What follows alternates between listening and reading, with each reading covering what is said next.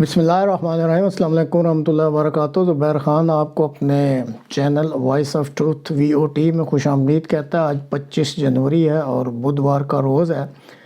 आज के प्रोग्राम में मुख्तसरन ये जो रूस और यूक्रेन की जंग चल रही है, इसमें कुछ पिछले दिनों में अहम डेवलपमेंट्स हुई हैं, उसके बारे में मुख्तसरन बात की जाएगी। आपसे रिक्वेस्ट है कि चैनल को सब्सक्राइब ज़रूर कीजिएगा।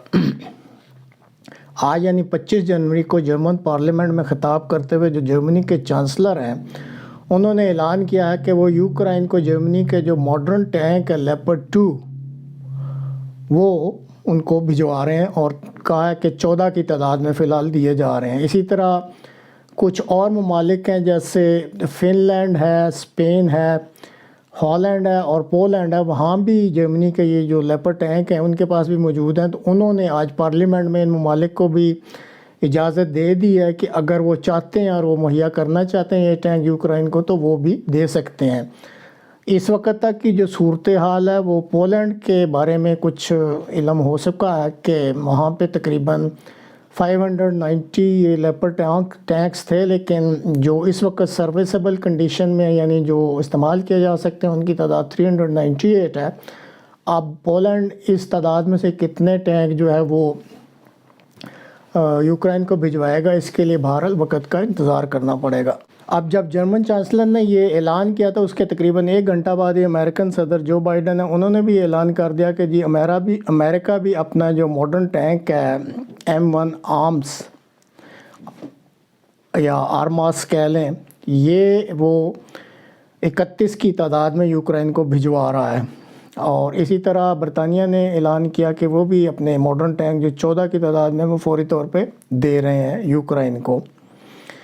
इन टैंकों के अलावा जो कोई एडवांस एयर डिफेंस सिस्टम है, नाटो ममालिक ने वो भी वादा किया कि वो भिजवा रहे हैं। और इसी तरह लॉन्ग रेंज ग्राउंड लॉन्च्ड एक बम सिस्टम है और ये पहली दफ़ा ऐलान किया गया अमेरिका की तरफ से कि ये भी वो यूक्रेन को दे रहे हैं।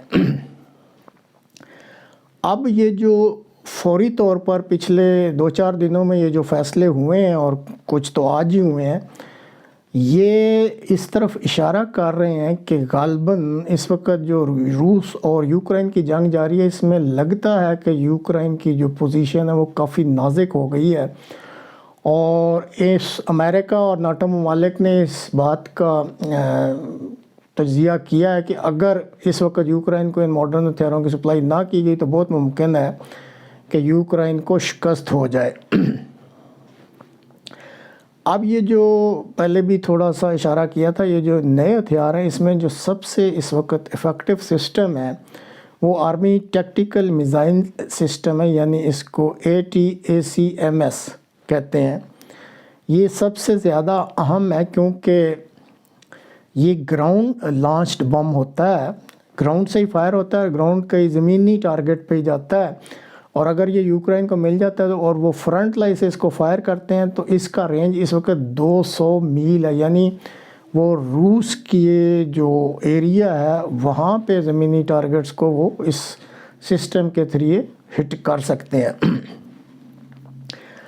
अब रूस ने जो ये ऐलान हुआ अमेरिका की तरफ से, जर्मनी की तरफ से या दीगर नाटो ममालिक की तरफ से, इस पर कोई सरासिंगी का नहीं बल्कि गुस्से का इजहार किया है और वार्निंग भी दी है कि यूरोप अब तू भी तैयार हो जा, लगता है कि आप लोग चाहते हैं कि इस जंग को वसअत दी जाए।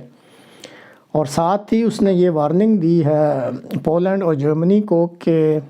रूस कहता है कि उसको इल्म है कि ये जो मॉडर्न हथियार हैं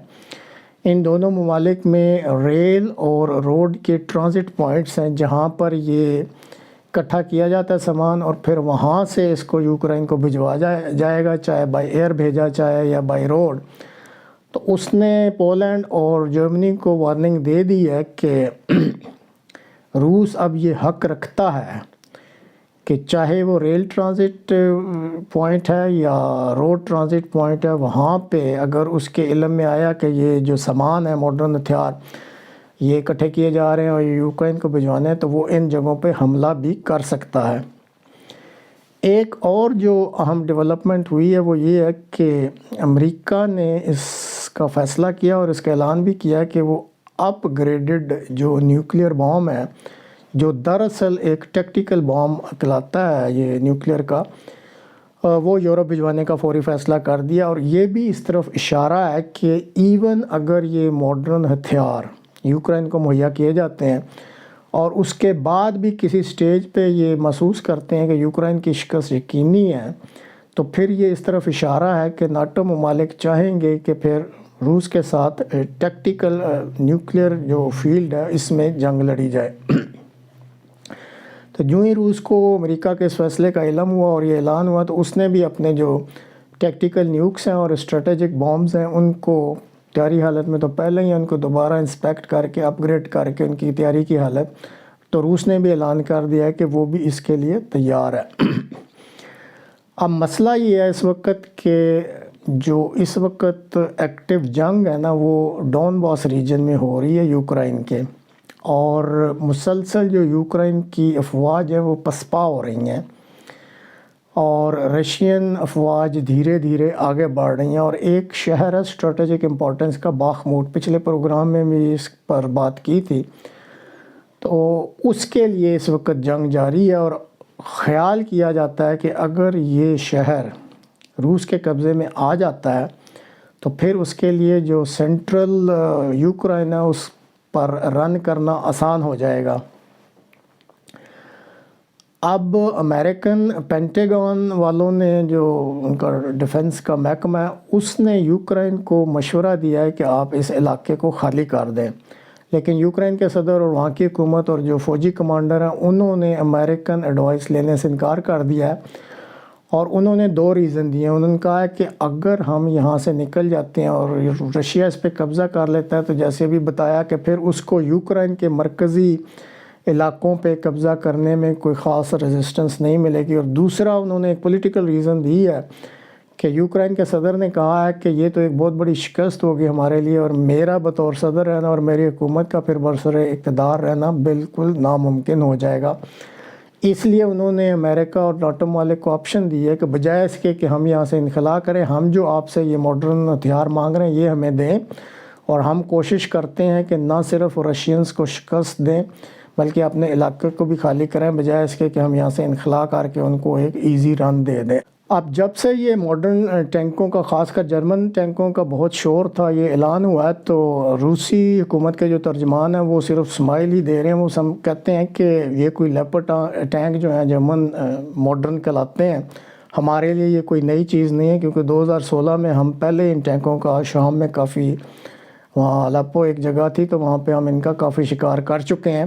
اور ساتھ ہی انہوں نے یہ بھی کہا ہے کہ ہم تو انتظار کر رہے ہیں کہ امریکہ کے جو ماڈرن ٹینک ہیں، یہ برہماس جو ہے M1 کہلاتے ہیں، ہم چاہتے ہیں کہ ہم ان کا بھی شکار کریں، تو اس لیے ان کے کوئی سراسیمگی نہیں ہے، لیکن انہوں نے یہ ضرور کہا ہے کہ یہ ناٹو نے ایک غلط فیصلہ کیا اور اس جنگ کو اب وہ وسعت دینا چاہتے ہیں۔ اس کے بعد اسی طرح پھر جو خفیہ ایجنسیاں انہوں نے اسیسمنٹ بھی ہے وہ بھی آج جاری کی ہے، تو وہ یہ کہتے ہیں کہ جب یہ ماڈرن ہتھیار اگر یوکرین پہنچ جاتے ہیں تو بہت ممکن ہے کہ یورپ کے کچھ اور ممالک بھی اس جنگ میں شامل ہو جائیں، اور سب سے زیادہ جو پاسیبلٹی بتائی جا رہی ہے وہ پولینڈ کی ہے کہ سب سے پہلے اگر کوئی شامل ہوگا تو وہ پولینڈ کا یورپین ملک ہوگا جو اس جنگ میں شامل ہو جائے گا۔ اس کے علاوہ ایک اور بھی انفارمیشن لیک ہوئی ہے کہ رشینز نے یہ بھی پلاننگ کر لی ہے کہ بجائے اس کے کہ ساری ایفرٹ یوکرائن میں ہی لگائی جائے اور یہ سارے ماڈرن ویپن وہیں اکٹھے ہوئے جا رہے ہیں، تو رشینز نے ایک اور پلان کیا کہ بالٹک سٹیٹس جو ہے اسٹونیا، لتھویا اور لٹوانیا، وہ کوشش کر رہے ہیں کہ وہاں پہ یہ تینوں پہ یا کسی ایک ملک پر حملہ کر کے تو ناٹو کی توجہ اس طرف مبذول کرائی جائے، اور یہ جو ریسورسز ہیں ساری جو یوکرائن میں اکٹھی ہو رہی ہیں کچھ یہ ادھر بھی ڈائیورٹ کریں اور ان کی توجہ بٹ جائے، اور رشینز کو سارا بلنٹ جو ہے وہ یوکرائن سے ہی نہ ملے بلکہ ان کو اس طرف بھی بزی کر لیا جائے۔ بہرحال یہ تو اب دیکھنا پڑے گا کہ آگے چل کے کیا صورت بنتی ہے۔ اب ناظرین، تقریباً 2 3 4 یا 5 دن پہلے اس جنگ کے بارے میں ایک پروگرام کیا تھا، اور آخر میں جو بات کرنی ہے وہ اس پروگرام اور اس میں اب یہی فرق ہے کہ ابھی تک جو جرمنی ہے نا وہ ایک قسم کا آپ کہہ لیں کہ رکاوٹ بنی ہوئی تھی اس جنگ میں، جرمنی کا ملک، یا بنا ہوا تھا، جرمنی کی حکومت نے اس میں رکاوٹ کھڑی کی ہوئی تھی اور وہ چاہ رہے تھے کہ اس جنگ کو وسعت نہ دی جائے اور یورپ اس میں انوالو نہ ہو، اور یہ بہت پریشر تھا ان پہ اور یہ بھاری ہتھیار نہیں دے رہے تھے۔ اور یہ اب کی نہیں، جرمنی کی دوسری جنگ عظیم کے بعد تقریباً 77 سال سے پالیسی یہ ہے کہ یہ ایکٹیو جنگ میں نہ تو شامل ہوتے اور نہ ہی اپنی فوج کو اس قابل بنانا چاہتے ہیں کہ دوبارہ یہ کسی جنگ میں جائیں۔ لیکن یہ جب سے یوکرین کی جنگ ہوئی ہے تو یہاں پہ اب یہ خیال ایک ابھر آیا کہ صرف معاشیات میں ہیں یا پیسوں میں ہی ترقی کرنا یا ٹیکنالوجی میں ترقی کرنا کافی نہیں ہوتا، بلکہ ملک کی سیکیورٹی کے لیے ایک افیکٹو فوج بھی ضروری ہے۔ بہرحال اس طرف تو یہ توجہ دے رہے ہیں، لیکن ساتھ ہی انہوں نے آج جو یو ٹرن لیا ہے جرمنی کے چانسلر صاحب نے اور پارلیمنٹ کی منظوری سے انہوں نے جو یوکرین کو اپنے بھاری ہتھیار دینے کا اعلان کیا ہے، تو یہ ایک بہت بڑا یو ٹرن ہے جو 77 سال کے بعد اس ملک نے لیا ہے، اور جو ابھی تک اس جنگ کو محدود کرنے کے لیے جرمنی اپنا کردار ادا کر رہا تھا، آج وہ کردار ختم ہو گیا ہے۔ اب دیکھنا یہ ہے کہ آئندہ چند دنوں میں کیا صورتحال سامنے آتی ہے۔ دو ہی پاسیبلٹیز ہیں، یا تو یہ اب یہ جنگ پھیلے گی اور دوسرے ممالک کو بھی اپنی گرفت میں لے لے گی، اور دوسری صورت یہ ہے جیسے یہ لوگ کہتے ہیں ہم کافی عقل مند ہیں، تہذیب یافتہ ہیں،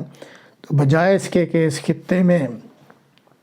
یہ جنگ کی تباہی لائیں، اگر وہ مذاکرات کی ٹیبل پر بیٹھ کے اپنے یہ مسائل حل کر لیں تو یہ ایک بہتر طریق ہوگا۔